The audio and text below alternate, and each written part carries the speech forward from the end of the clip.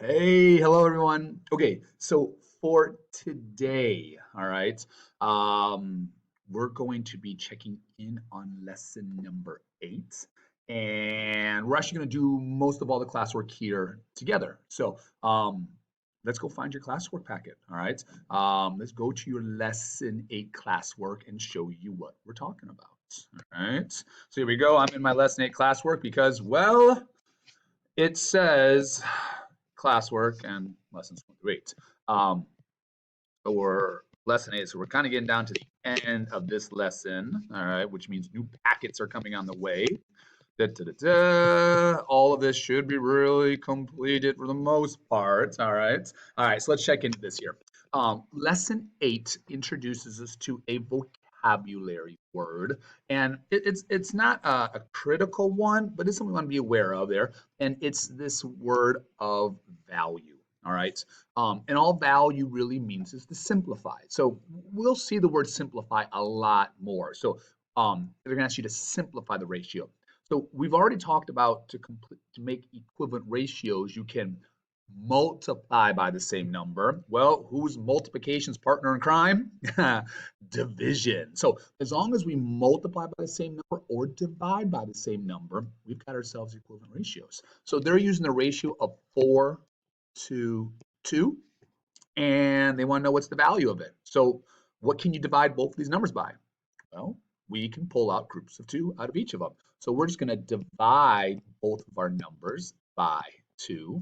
And when we do that, we get a 2, 2, 1.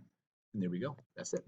All right. So again, what we're after here is it's not only multiplying, all right, to prove that we've got equivalent ratios, but you got to check and see if division works as well. All right.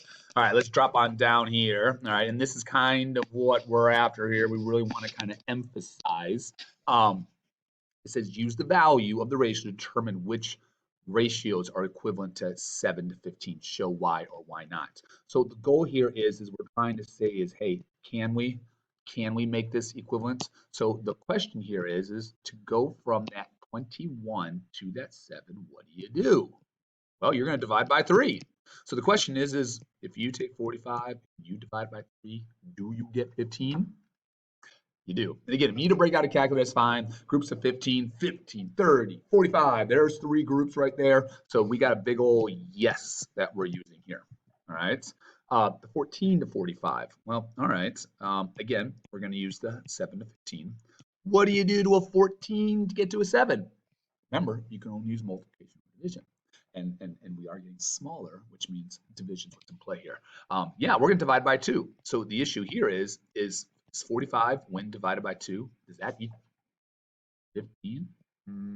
No, no. It comes out to be a fraction. It comes out to be a decimal, however you want to interpret it there. The main thing is it's not 15. So we don't even have to worry about it. So that gets a big old no next to it. 3 to 5. Okay, well, here in this particular case, we're actually getting larger that's there. And so we look at this 5 to 15. So in this case, we're actually going to multiply. So 5 times 3 is 15. Is 3 times 3 equal 7? No. So it's a big old no. All right. And then, yeah, we've got a larger number that's here. Again, I don't think this is as appropriate there, but just to kind of show you, you can divide by 9. All right. We wouldn't be throwing one out this at one to you or asking you to know your factors of 135. So that gives us a 7. Does give us a chance to do a little forgiveness method with your division. All right. How about if we take 10 groups out? All right, so that's a 90. If we subtract, that gives us 45. And then we can see, ooh, I can take 5 groups out. 45, done, shows over. So 10 plus 5 gives you 15. So did that match up? It most certainly did. That's going to get a yes there. So again, the thing that we're after here is, hey, we can use multiplication or division. All right, question 4 in the refrigerator. Mike likes to have a ratio of 3 oranges for every 5. If he buys 9 oranges and 15 apples, are the ratios equivalent? Explain why or why not. Okay, so the whole idea here is we could start with our ratio, In this case, to prove you have equivalent, and again, it's multiplication or division. What are you going to multiply 3 by to get to 9? Yeah, you should say 3. So if you do 5 times 3, do you get 15? Yes. So we could say yes because we multiplied by the same number. That works.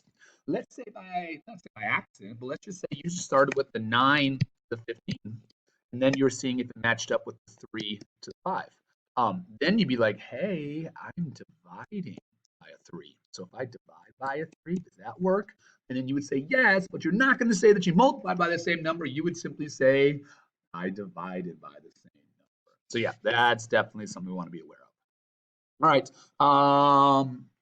This guy here, this is the problems that we want. This is a lesson 7 question. So at times, if you're ever like, ooh, I didn't do it like yesterday, I'm a little confused from yesterday. Don't worry. We see them make appearances in the lessons moving forward, which gives us more time to talk about it. So here we see a ratio here. Kim's trainer says she should do 75 jumping jacks every 15 push-ups. That's the ratio, 75 for every 15. Now again, we like labeling here. So I'm going to put a J for jumping jacks, a P for push-ups. If she hurts her arm and can only do 3 push-ups, how many jumping jacks should she do if she wants to keep her training schedule? Okay, so here's the thing. What they give me? They gave me 3.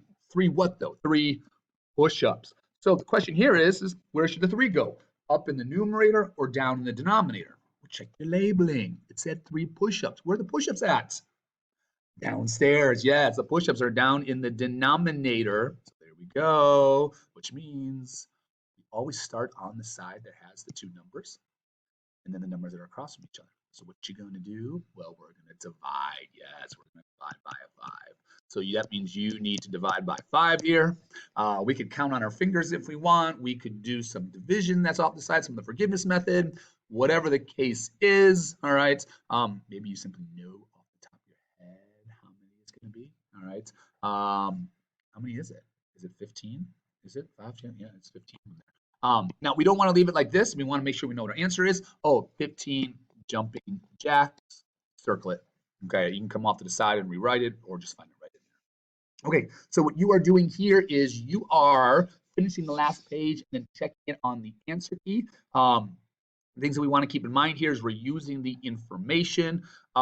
We are finding the ratio and we are simplifying the ratio, which also means find the value. Remember, those are synonyms. We did that up in question number 1. So just to give you an idea, number of hits, the total swing. How many hits did he have? Well, he swung 25 and hit, oh, he hit the ball 15. Okay. All right. Total swings. Oh, 25. Okay. So here we go. Oh, wait. Write the ratio as a fraction. So, okay, so that's no good. All right, I need it as a fraction they want. What can we divide both numbers by? Both ends of 5. So let's divide by 5.